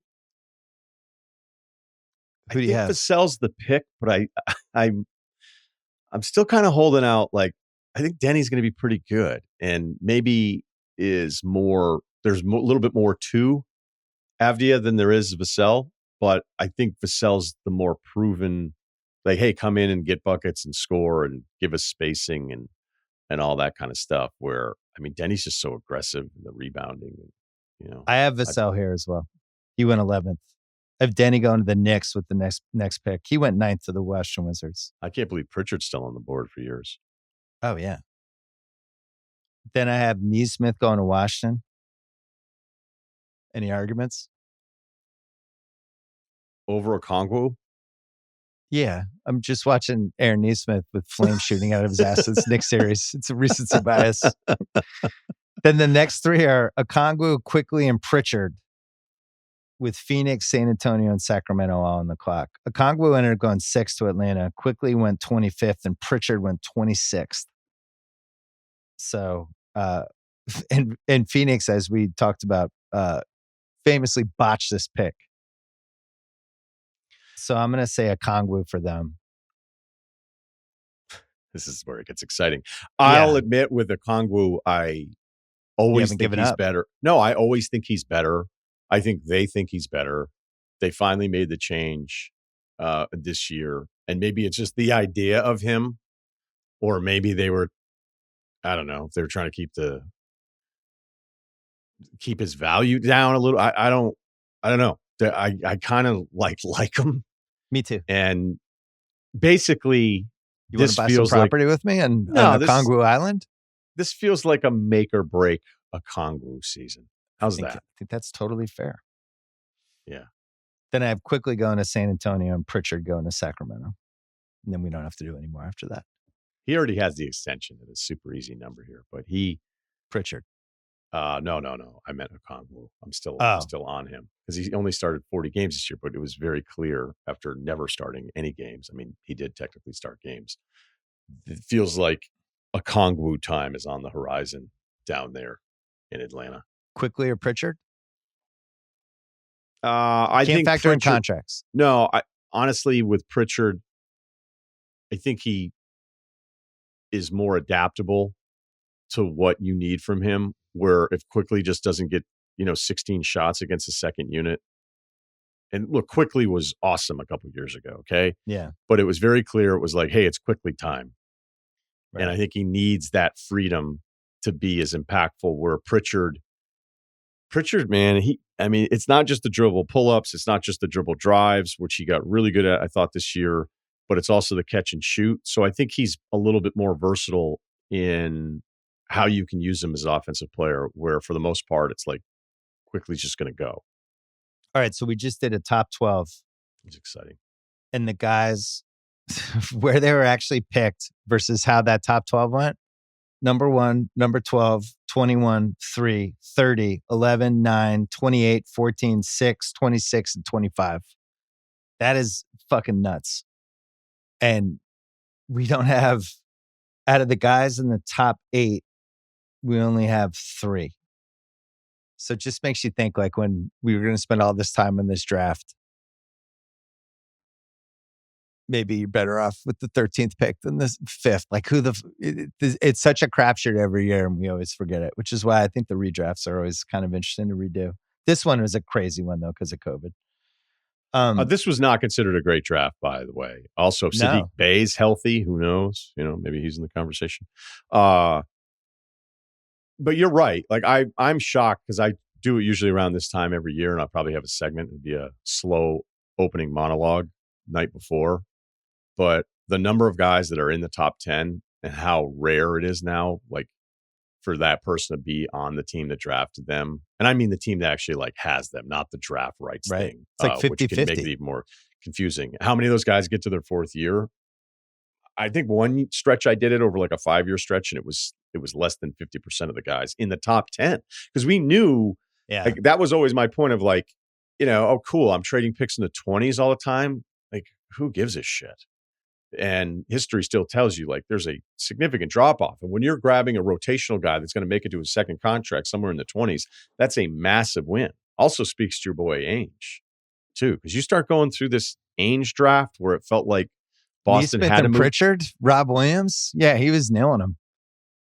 I mean, he's had some really good picks that like, hey, that guy's going to play like 10 years. So, yeah. So as I talked about the 20 stuff, which we've talked about for a really long time, teams were on this for a long time. I always felt like those picks were just a little overrated, but it sounded really cool to be like, hey, this expiring vet or whatever. And like, it depends if he's expiring and you're getting something. So I'm not criticizing that transaction. But then it's like, okay, so that means all the top 10 picks are really valuable. And then you look at those and you go, my God. Yeah. Like, this is where the stars are. So that means a chance at one of them is valuable. But the return on even the guys in the top 10, you'd be shocked, and I'll do it again this year, but you'd be shocked how many times the guy is not even on the team in the fourth year of the rookie contract. Also crazy how many times an awesome player falls into the 12 to 17 range. Because it happened in that 21 draft too, right? Şengün and Trey Murphy fell to 16 and 17. Haliburton fell to 12. Where did Booker go? Like 13? 12 maybe? I don't know. Yeah, somewhere like in the 12, 13 range. Something like that. Yeah, well, the problem for him was that team in Kentucky was loaded. So, yeah, 13th pick, good call. There's always one guy in that range that nails it. All right, before we go, because we're going to go enjoy our Memorial Day, I asked you have to give me one absolutely crazy prediction for the summer that deep down you don't think is that crazy. Nets run it back with Kyrie. All right, make the case. Let's hear it. Joe Tsai, all is forgiven? That's not. You gave me this like 1 minute before I jumped into the Zoom. It was like 20. There's not one. It could be like a Jaylen Brown ends up in Houston kind of level. I think there's going to be 3 major name transactions. I do. Because I think one will go, and then the other teams that were working on it all offseason are going to feel left out. And I'd imagine one of those top 5 picks is move. Philly. Which I think is, yeah, but it also could be maybe Utah just says, we have to do something. Like, we have to figure out a way to package this unless, they get done with the entire draft thing and they go, hey, look, Edgecombe fell to us. The Kyrie thing was kind of a joke, though, because I was thinking about his negotiation. And he can opt out of the $44 million this year. And you're thinking, okay, but what do I have to pay you? And you're not going back to the Nets. Like the one team with all this cap space isn't going to the Nets. And now if you're Kyrie's representation, you can go, it doesn't matter what our leverage is or isn't. But we said this 2 years ago with him, and he still got that awesome contract for them. Remember? We were like, who are they competing against? Didn't matter. He got the $40 million a year. Yeah, but it was almost like they admitted we had to give him this because of what we gave up for him. And you're like, okay. You could argue it's going to be the exact same thing, that he's going to get everything that he wants because of even with the number 1 pick and bringing in Flag. It's like, so wait, you're going to play hardball with me now, though, when you talked about this window and wanted to build this team around me and Anthony Davis. So I was trying to be cute with it. I don't actually believe that would happen, but I don't know what Brooklyn's going to do with all of their cap space. Would Detroit try to, and they might not have enough space with the way that Cade's contract goes up a little bit here, but would they just go, hey, we'll give you the full 4 years to Miles Turner? We have a stretch 5 to go with Duren if we want to switch this and try to take away from a team that we're competing against. It's tough because we know, I was looking at him, we know the center market, and it's around 20. That's where these guys land. And over and over again, except with the exception of Sabonis. So we think it's 20, but then we know with free agents, especially when there's not a lot of them out there, all of a sudden somebody gets some crazy deal. Do you think Miles Turner is worth more than $20 million a year? I think he is when there aren't any other good free agents out there. I mean, he's still only 29 years old. He just turned 29 2 months ago. Even though it felt like, again, we said this at the top, it felt like he was available there for a long time, but he was available in that way where it's like, well, we don't want to just give him away. Like, whatever you may think about his deficiencies, there's still a lot of really good stuff about it. And now here they are 2 games away from the NBA Finals. But he was available partly because he kept getting thrown into Laker trades that seemed like they were just coming from Laker fans. You know, where they're like, oh, they're going to trade for Miles Turner and Buddy Hield. It's like, are they? Well, I don't know. Why is Indiana doing that? Like,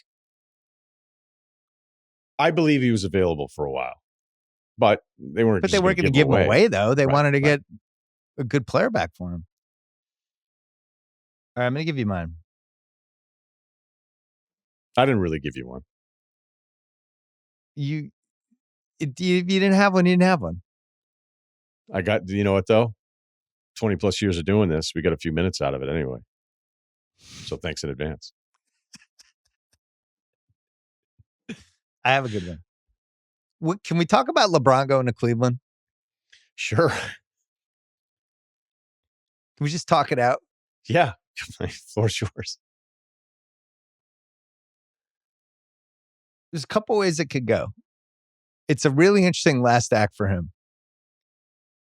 I'll start here with what they have, with their assets they have, with him, Luka, and Reeves together.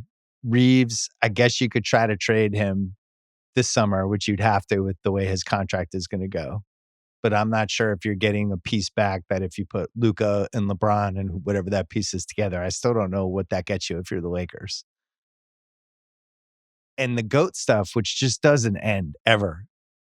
And every time you think it's over, now the agents are fighting. Now you have David Falk defending MJ. And then Rich Paul's like, well, I've got to defend LeBron. Now we have the agents of the two guys involved in the GOAT discussion arguing about who's the GOAT. That's how bad it's gotten, how stupid it's gotten. I want it to end so bad. And I just thought after a certain age, honestly, with LeBron, to me at this point, there's only things he could add to his legacy. Playing this long, I don't think there should be any result, any stat line where you're allowed to then go, well, you know, I thought you were this, but this age 41 season, I've got to reassess things. Right.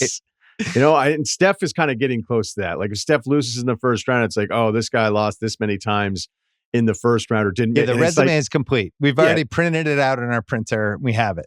That would be a good segment where it's like, once you're past this threshold, like we can't, it's like the over 38 rule, but it's legacy talk.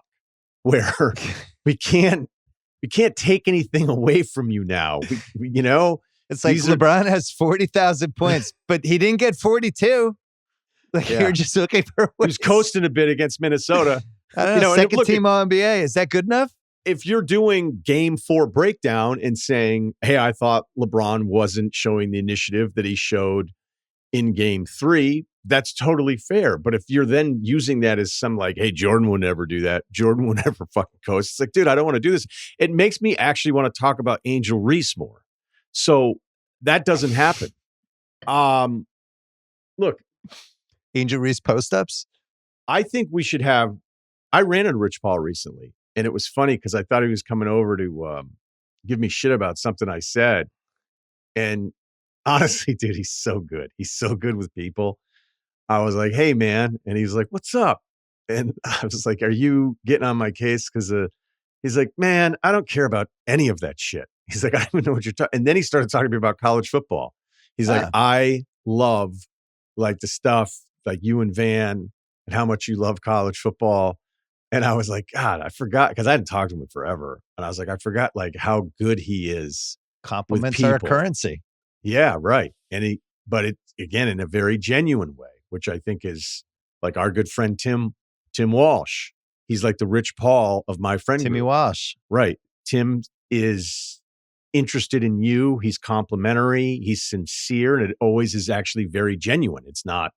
So anyway, I don't know that I'll have Rich Paul on to defend himself against David Falk because I can't fucking take it anymore. Every time I see a first take clip that actually like legitimately addresses it, They did it on Friday. There couldn't have been more news. It was basketball news galore. But guess what? Like, it's the same reason why, like, when ESPN tagged the Caitlin Clark, like, they lost. It was Breonna Stewart got that awful foul call. Look at me, your guy. And there was like, the headline was like, despite Caitlin Clark's efforts, Liberty, did they lose the Liberty? I don't know.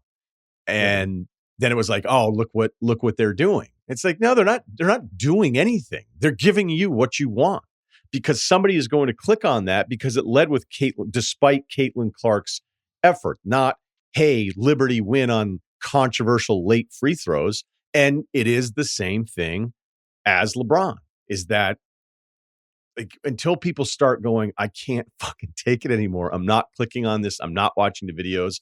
But I imagine the results are still there, even though what is left, there's not only, there's no fucking bone left. Forget meat on the bone. The bone has disintegrated. The carbon dating on this thing.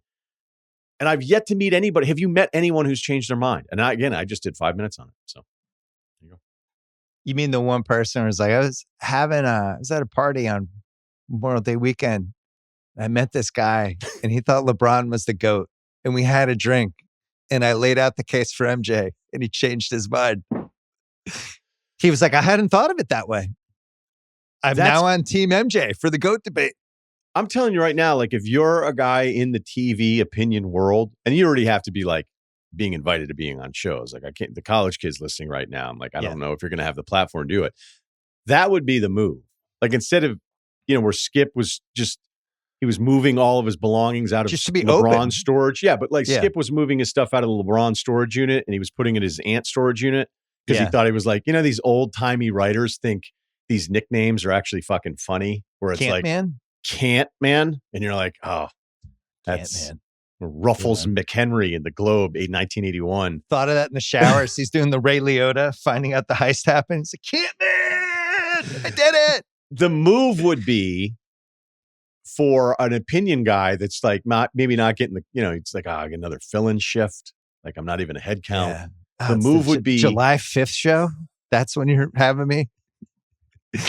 Wait, so the jump is live on location, and then a second, you want me to be the backup third person in the LA Live studios? But Greeny's not going to be on Get Up. And I'm only out of the first half hour. That happened to us on Get Up once. It was like, who is it? It's Cassidy, Russillo, and who? Right. And that person July didn't show 5th. up. Yeah. Yeah. I think that'd be a win. I think that'd be a real lane. It's to be like, I'm open.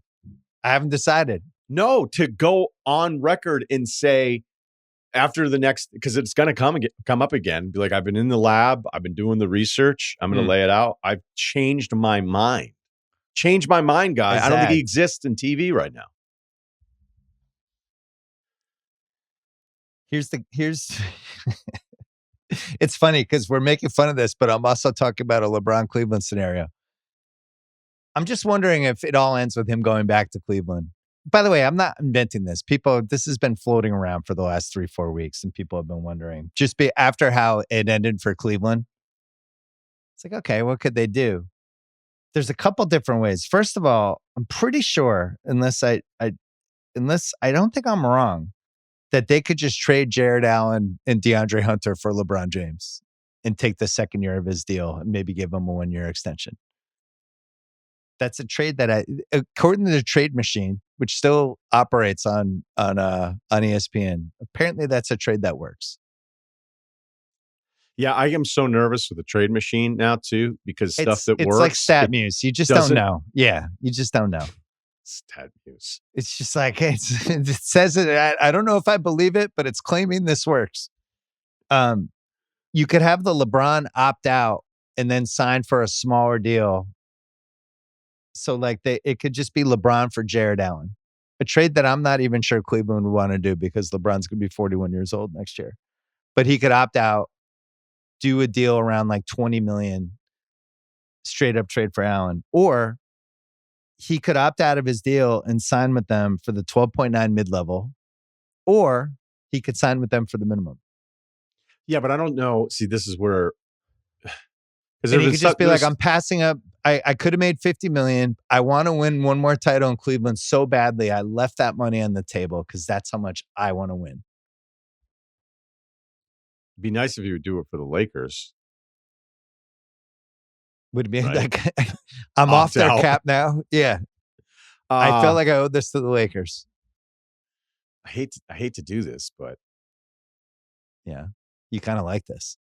No. But this is the problem. Like whenever you and I are just bullshitting and talking about trades and like different stuff, and then it's like, oh, that actually isn't allowed, and then you just want to yell. And no, be like, I did some. Hey, I did we're some third team in this, check-in. guy. Just pick one. Third team to move some of the stuff around. If Cleveland is over the tax, though, they're not going to have the full non-payer tax mid-level, which is 14, I think, this year. So now we're talking like 5 million. Look, if he's given up 50 million, you might be right. He's probably giving up. I would say one of the things that was very consistent about the way LeBron has handled the finances here is that even if it wasn't that much of a haircut, because it was a sign and trade in Miami, but there was always like this position of, hey, LeBron isn't the highest paid player in the league, isn't the highest paid player. It was always like 97%. He was pretty much right there. And then when they did this last deal, my guess is they're doing these deals the way they're doing them so that he has the flexibility to opt out and then tack on the next year with the next option. And the Lakers were just, I mean, I guess the Lakers could have played hardball with him last year, but they didn't want to do that. Kobe famously was like, I'm going to get paid every dollar I deserve. I deserve until the end of my career because I've made you guys a shitload of money and there will be no haircut. Pay me. Just fundamentally, if they were able to add LeBron and keep Garland, let's say he did the minimum thing. Let's say he said, fuck it. Let's stack the Cavs. And they were finishing games with Allen and Mobley and LeBron and Mitchell and Garland. It's pretty interesting. In a weakened East. I don't think it's going to happen, but it was the craziest thing I could think of that I could also... I wouldn't be like, oh my God, like with the Luka trade. I wouldn't be like, oh my God, he's going back to Cleveland because we've already done this with him. And it would be an interesting way for his career to end if he felt like he had 1 year left. What do you think? And Mitchell's again, I'm not reaction? the first person who thought of this. I'm not taking credit for it. What do you think Mitchell would say to his closest friend? Awesome. This is sweet. Cool, the GOAT. I think there's some pretty interesting issues that come into play pretty quickly, right? Yeah, I get what you're talking about here, but I don't really know that it makes that much sense for them. It feels too risky, weirdly, for Cleveland, who won 64 games. Like the Allen and Hunter for LeBron, if you're doing that, it's partly because you're trying to maybe dump contracts in the long term. You're going to take the hit for 1 year with the money, but then long term, you're actually going to reset your cap because they can get away with some second apron stuff next year, just not the year after. I was trying to think, is there any other team I could see him wanting to go to that would give him a chance to win the title? The Pacers for the mid-level? I don't think the Pacers would go. Dallas was interesting. Kind of full circle Dallas was interesting as one too, because a kid and AD and Cooper Flag's there, Kyrie's coming back. I don't know. That was the only other one I could think of. Because otherwise, he stays with the Lakers and they trade Reeves. And if I was a Laker fan, I'm not sure that's the outcome I'd be hoping for. Right? Like, oh, cool. Now we have to trade Reeves. Although Luka, I don't know if you saw the pictures of Luka recently. So I don't trust pictures. I don't trust video clips. I don't trust pictures. Slim. Looks like he had some Caesar salad wraps, some carrot juice. I don't know. You give me a golf weekend with my buddies, and on Monday I look like something's wrong with me. That's how I'm going to feel after this 3-day weekend. Is something wrong with you? Did you go out last night? You were a little choppy to start the pod today. What do you mean choppy? Just tired? Were you tired? Were you up late last night? Doing something in Hollywood? No. I'm just old.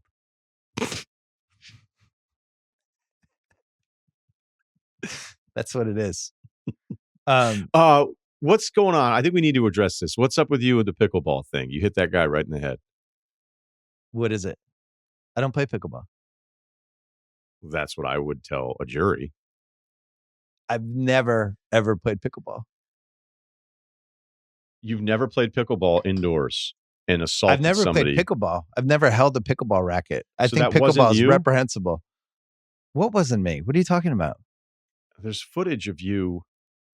Of me? Yeah, go in. Let's do this. We'll do this. Do it live. Okay. Are you going to send this to me? Yeah. You know what? I'll actually send it to you.